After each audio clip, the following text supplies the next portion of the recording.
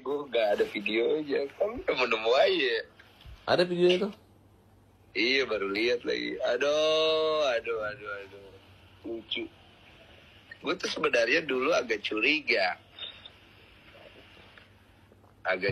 sebenarnya. Cuma kan gue nggak mau berburuk sangka ya. Aku ada hasil investigasi tapi bentuk ini ya, bentuk wawancara teman ya dengan orang-orang yang kita wawancarai, nanti sebagai bahan masukan aja. Kalau Mas Denny mau kita kasih, tapi tidak untuk disebar dan tidak diperkenalkan orang lain saya kasih.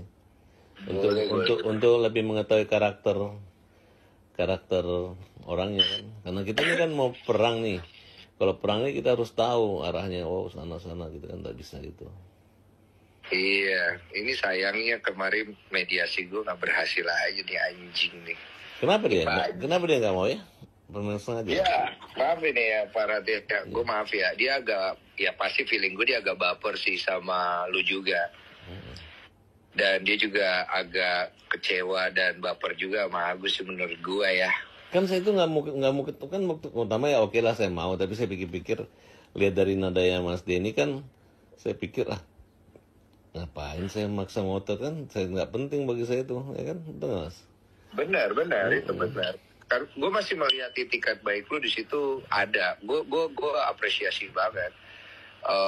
Makanya gue coba banget untuk mempertemukan dua belah pihak ini. Cuman sayangnya gue berhasil di situ. Gue agak sedih sih karena biar cepat kelar juga kan ya. Itu wawancara dia bilang 3 hari donasi sisanya buat ODGJ itu kapan ya?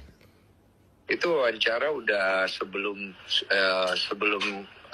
kemarin gue ngobrol sama dia tuh. Itu berarti sebenarnya gini ya. Kalau Agus cuma 3 hari, sisanya bebas, sisanya dibebas sama aja kan begitu, betul Mas? Kan kira-kira. Iya. Itu dia agak sulit jawab.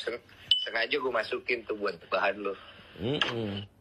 Terus kedua itu ada sih saya itu dia rekam itu kan pembicaraan dengan asisten, bekas orang dekatnya semua, tahu semua dalamnya luar semua. Iya sih. Makanya saya bilang kita mau kejar dia punya auditnya itu mulai dari dia buka YouTube sampai pertama donasi Gunung Semeru itu kan ada 3 rekening, itu pun yang didapat tuh 128 juta tapi yang diserahkan cuma 10 juta. Ini gue mau nanya nih sama lu nih. Iya. Tapi lu nggak rekam kan ini pembicaraan gue kan ya? Oh enggak. Oh, awas lu rekam. Ini gue mau nanya pribadi soalnya. Iya. Menurutmu, kan gue ngelihat ya, ini jangan lu rekam ya, ntar lu adu domba gue lagi, awas ya. Enggak. Gimana? Jadi dia itu kan lumayan hedon tuh, lumayan ya. Dia, udah jawabannya ada di situ. Dia itu makanya saya tantang, lu anaknya siapa? Rumah lu di mana? Fotoin aja gitu kan. Penghasilannya di mana gitu. Nanti kan iya, gue agak pertanyaan itu tuh sebenarnya. Karena orang dekatnya bilang dia ani-ani juga gitu. Ada orang dekat. Iya, gue sempet denger juga soalnya ada yang nyimpen gitu-gitu. Tapi gue kan berbaik sangka aja kan maksudnya. Departemennya ada semua lengkap. Kalau saya sih nggak, kalau ke situ ya namanya manusiawi ya, nggak ada masalah. Cuman yang jadi masalahnya ini maksudnya dia itu narkoba. Ada narkobanya emang? Ada. Bahkan ini orang ngaku bahwa dia pernah diajak sama dia. Serius lu? Iya, sekarang gini Mas, orang kalau ini pengalaman gue ketemu orang di Indonesia ya, ini pengalaman aku sebagai lawyer ya, itu kalau udah bertemu dengan saya tuh Mas, lebih bagus dia cari damai, dia nggak usah ribut sama aku gitu. Iya, karena aku tuh orangnya Mas, kalau melawan aku tuh cukup bilang wah Parat baik, Parat hebat, kalah saya Mas. Iya kan, betul nggak? Kan aku pikir iya, kalau gue jadi novis sih, gue mah nyantai-nyantai aja udah lah, sini yuk ketemu yuk beresin lo. Apa gitu, sih gini. Nah, sekarang saya lihat videonya lagi, dia bilang Agus menyerahkan, dia seolah-olah dia dibagi, enggak lah, memang dari rekam jejaknya digitalnya bahwa maksudnya dia gimana? Kan ada di video, dia bilang video di mana? Ada, nanti saya kirim videonya. Dia bilang saya nggak memaksa, Agus menyerahkan secara sukarela. ada rekamannya katanya gitu.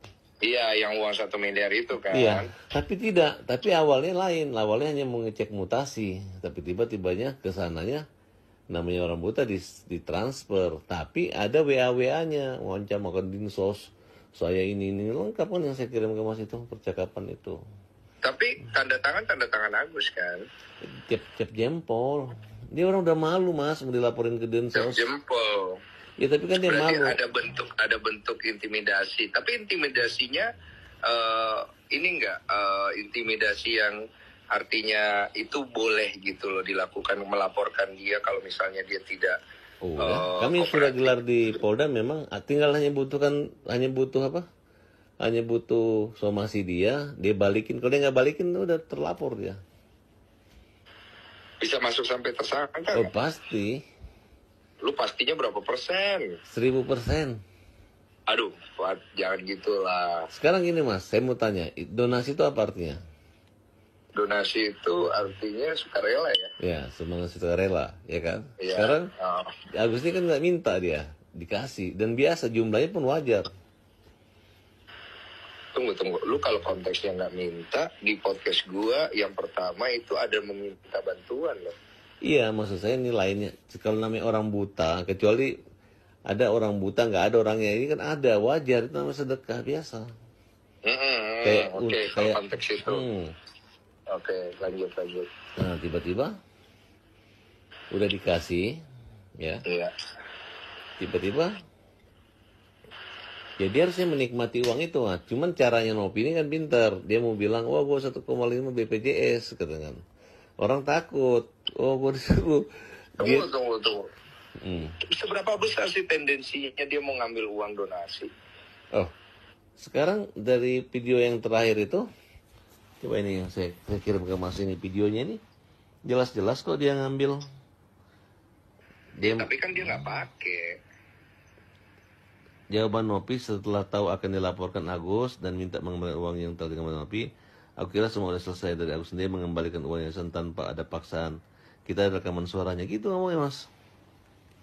Iya, tapi kan uang yang dia pakai itu kan dengan dalil untuk diamankan pihak yayasan supaya tidak salah gunakan lagi. Kan dalilnya itu. Ya, tapi dia tidak punya legalitas dan kapasitas ke situ. Legal standing nggak ada.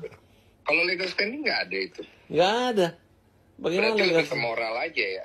Ya moral, tapi legal standing nggak bisa sama aja dia. Kalau diambil nih, sini ambil dia kasih. Kalau itu gue kayaknya setuju lagi kalau ambil cashman di atas. Soalnya gue lihat Hotman juga ngomong benar juga. Memang kalau udah masuk ke dalam kasnya si Agus itu, dianggap ya sudah punya Agus itu. Iya, tapi secara moral kalau penyalahgunaan ada gitu. Kalau misalnya saya nggak nemu ini WA-nya dia, mungkin sih Agus nyerahkan. Tapi kan masa orang buta menyerahkan ke yayasan aja nggak benar lah. Iya, under tekanan memang ada, tapi tekanan itu dikarenakan pertanggungjawaban moral kan. Parah dia, kalau dia nggak balikin parah, kita laporin dia. Tahan dulu. Kan dia kan menekan berdasarkan pertanggungjawaban moral. Kalau secara alasan dalil itu legal standingnya ada nggak? Ya kalau misalnya orang menipu itu kan dengan bujuk rayu. Betul, cuma kan kalau dengan pertanggungjawaban moral secara hukum dia bisa nggak menggunakan alasan itu untuk menghindari dia mengambil apa yang bukan hak dia, ngerti kan? Kalau misalnya gini nih, kalau misalnya dia itu yang mengumpul dana baru dia menyerahkan diambil lagi boleh. Oke. Nah, tapi kan ini dia aja, saya cuma 3 hari aja, sisanya kita bagi-bagi. Itu moral apa juga nggak ada aja, bisa juga begitu dia. Bukan bagi-bagi dia ambil kan, maksudnya dia bagi ke untuk bantu yang lain gitu kan. Ya tapi itu nggak boleh kalau akadnya itu, kecuali dia bilang kan dana ini kan ada juga orang yang ngirimnya seminggu kemudian, sedangkan dia sudah membaiatnya seolah-olah 3 hari aja untuk membantu si Icang gitu atau siapa gitu. Iya, cuman itu juga kita juga nganggap kayak ini kan membingungkan ya. Maksudnya orang berdonasi ini sebenarnya jadi